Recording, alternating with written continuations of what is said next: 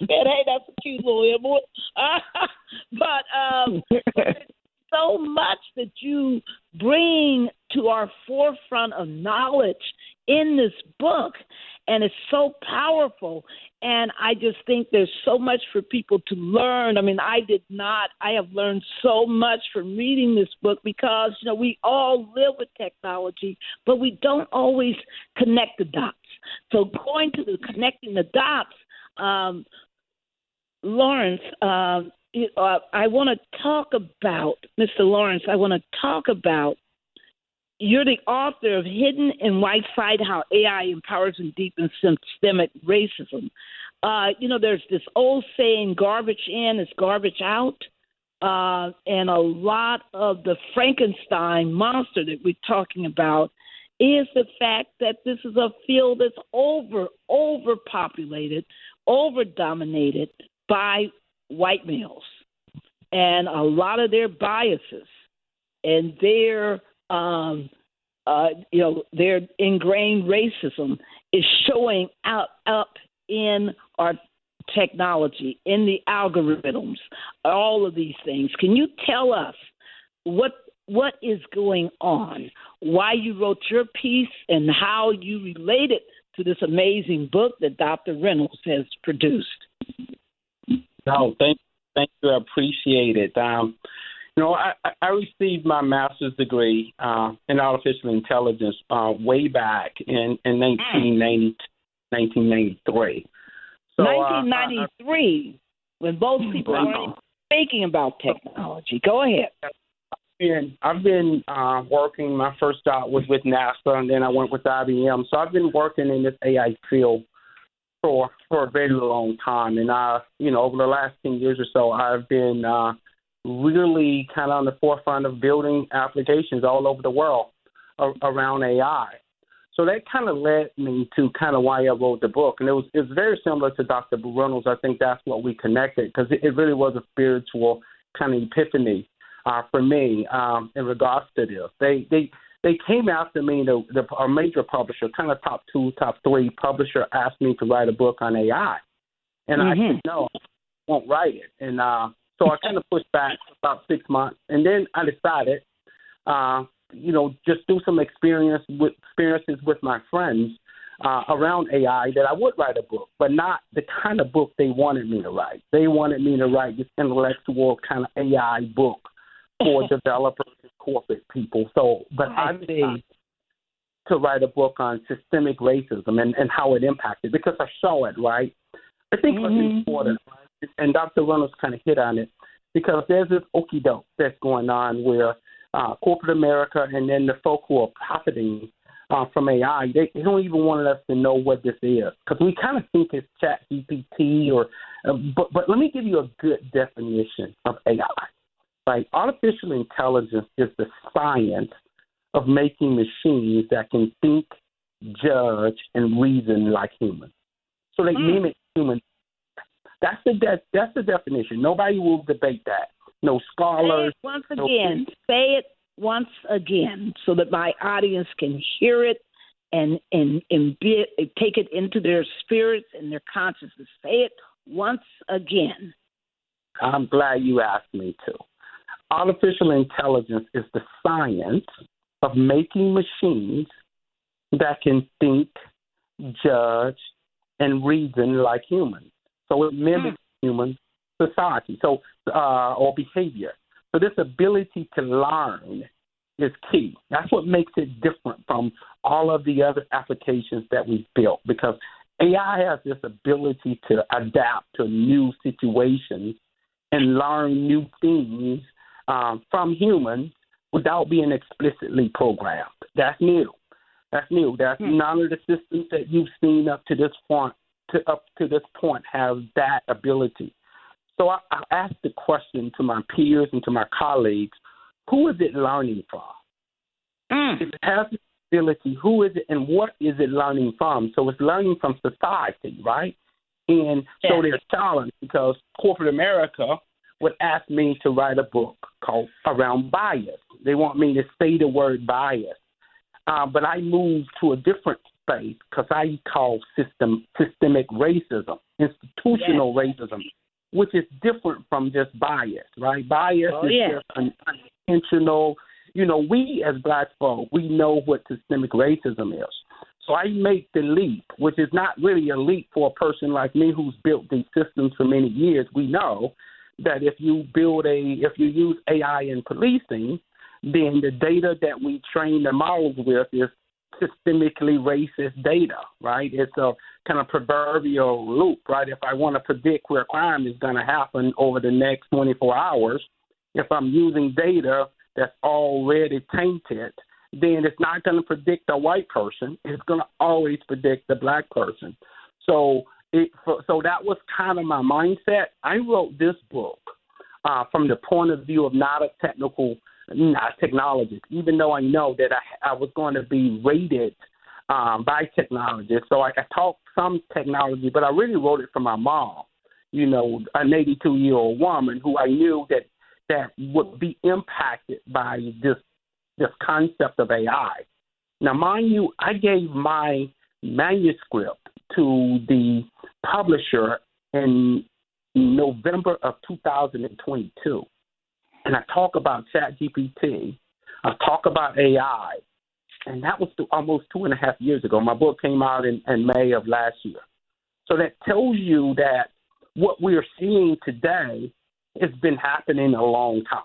Right, like why would I write about ChatGPT in 2022 when the world did not even know about ChatGPT until last year? Right.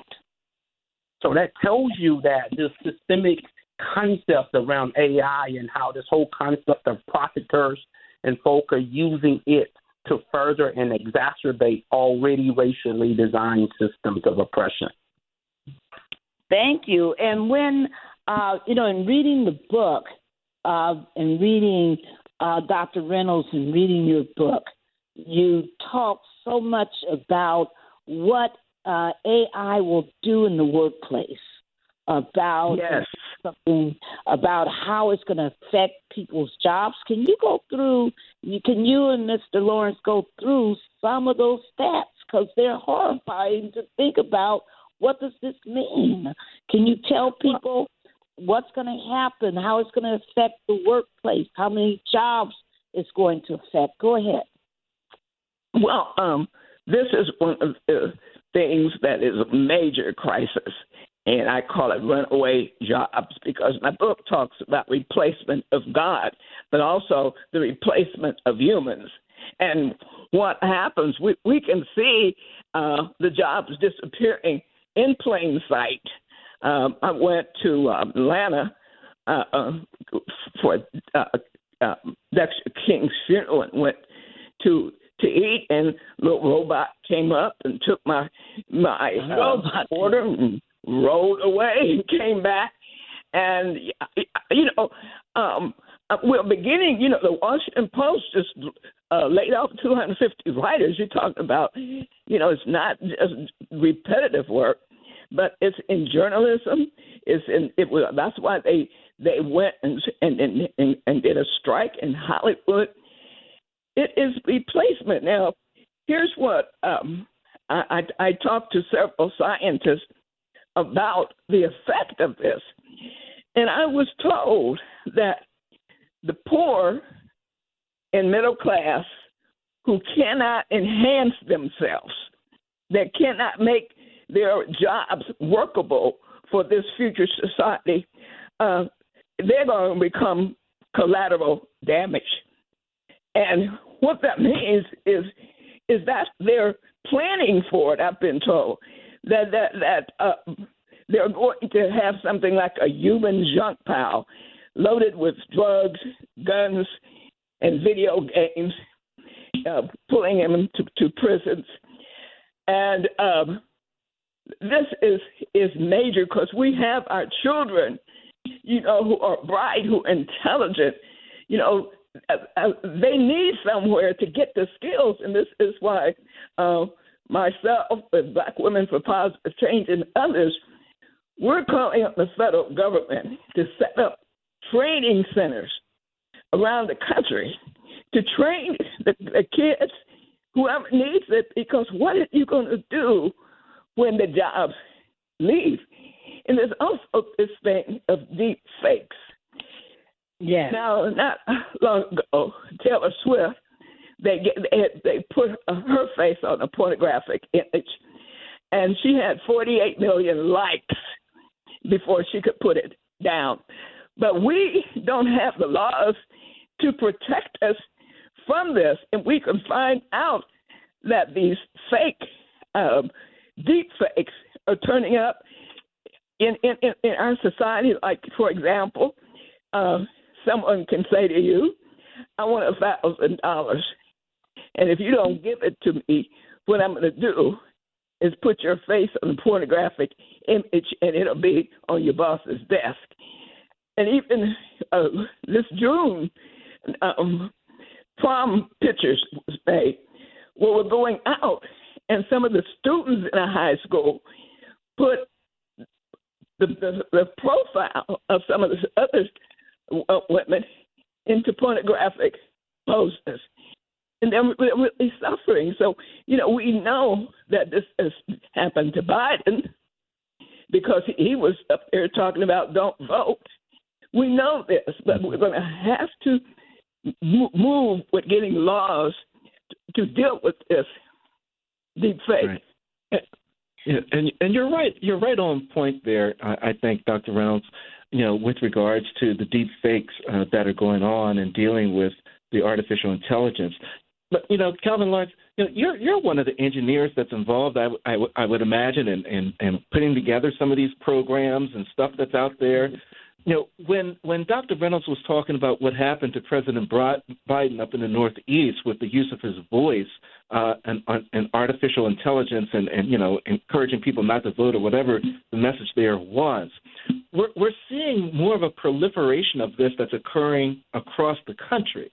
And so, part of what happens is that, they're even creating imagery of stories things that never occurred. But because, what was the definition you gave? Making machines think, judge, and reason like humans. So that they create these falsities, and they appeal to the emotions of certain voters that they're after to turn them against other voters. When we see this occurring, in the degree that we have, do you think there's a responsibility of the federal government or state governments? Who should be regulating this stuff with regards to these AIs and these AI ads, and trying to determine for people like myself who would never be able to determine if an ad is real or made up? Wow. When you kind of think about it, I actually got interviewed by CNN on this whole topic of deep fakes. But when you think about it, the goal of a deep fake is really to create what they call, or what we call, this zero trust society, where you can't believe what your eyes shows you or what your ears hear, right? And I was saying in one of the board meetings not too long ago, what if we question the video that we saw with George Floyd? What if the argument of the police was that that's a deep fake? More so, historically, what if we questioned the films that we saw on television when Dr. King basically brought the TV stations down to the South to see Bull Connor with the hoses? What if we could not believe that to be true? Or what if white America couldn't believe that? That's the value, and that's the issue that we have with deep fakes. But this is my position on it. This is not just a civil rights issue. It's a human rights issue. It's a legal issue.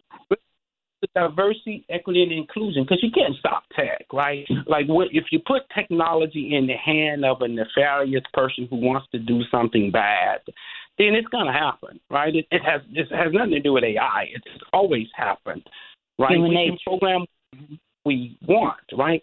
So government has a place, right? And so I say we need a people's first legal framework. Individuals' rights as the central core, right? Because right now There are no laws that specifically address artificial intelligence bias outside of the societal focus one that people can just kind of talk through. But you can't really incriminate, right? So the existing anti-discrimination laws, they don't address anything